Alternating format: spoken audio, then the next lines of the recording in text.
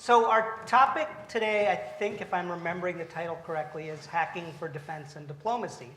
And that happens to be the name of some classes that Steve Blank is going to tell us about in a bit. But I also think the broader question, and the reason we have a bunch of people here, we have Avril here, is to also just sort of more broadly discuss the issue of how entrepreneurial people, entrepreneurial ideas, new technologies, different ways of thinking can fruitfully interact with the national security establishment and public service in general.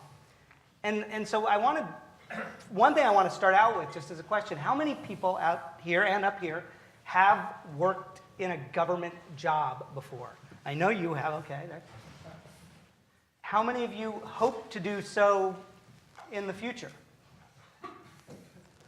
How many of you would like to contribute somehow or other beyond just paying your taxes to the security, prosperity, and decency of your nation? That's a trick question, isn't it? Are you grading this at the end?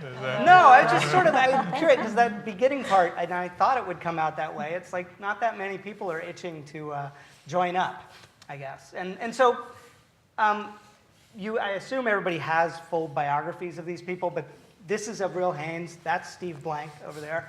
And I'm going to start with a couple of quick little biographical questions.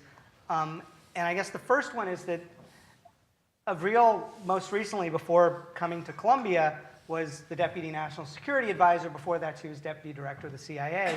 But she actually was an entrepreneur at some point, early in her career. Ran a coffee shop, cafe, bookstore. How do you describe it? Bookstore, cafe, yeah. And this was right out of college? It's clearly the most interesting thing that I've done, by the way. That is. Well, no, I mean, that's partly it. And you were like, I'm sorry, I did lots of reading, and your banker was pushing you to turn it into a chain. Was that true, or? Well, yeah. When you think that when we started it, it was basically me charging up all of my credit cards in order to get it started. And then after the first year, we sort of made the case to the bank that allowed them to give us a loan. And then over the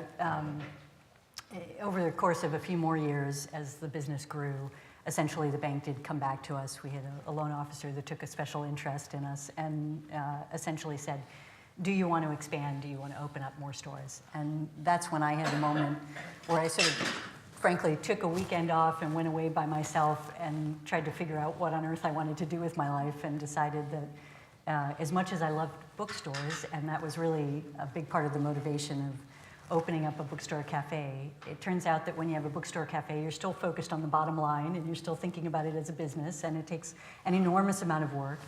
And I decided that what I was really enjoying at the time was the community work I'd gotten involved in. And so I decided to take a shift, basically, in terms of selling the business while it was still doing well, which turned out to be a good thing because it paid for law school, and going to law school and trying something totally different.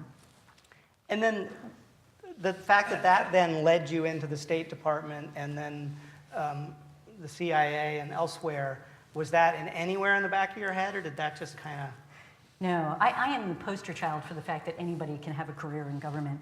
I started off, I really am I started off in physics. That was my major, and that's what, when I was a kid, I sort of thought I would do and what I would spend my life in. And I loved it. I love science. And I got distracted with the bookstore thinking, basically, I could do the bookstore and do my PhD in physics at the same time, and which was completely naive, right? So I ended up taking a leave of absence, and then I ended up doing law school.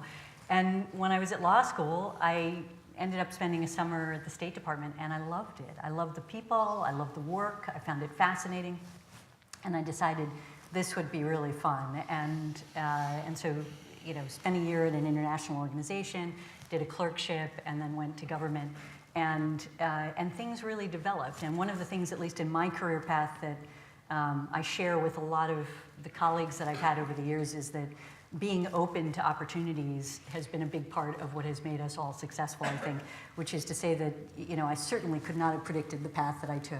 And in fact, with the agency job, I resisted it, thinking this was not the right move, and pushed back for a while. And then, I ended up doing it, and I ended up loving it, and really learning a tremendous amount. So it's just been one thing after another, and there's so many different factors that come into it. But I've loved the work, I've loved the people, and I found those two things to be utterly critical to my job happiness. So, and actually, I'd probably put the people above the type of work in terms of my job happiness. I found that, if you don't like the people that you're going to go to work with essentially every day, you really don't want to get up in the morning and do it. So but it's been an incredible experience for me.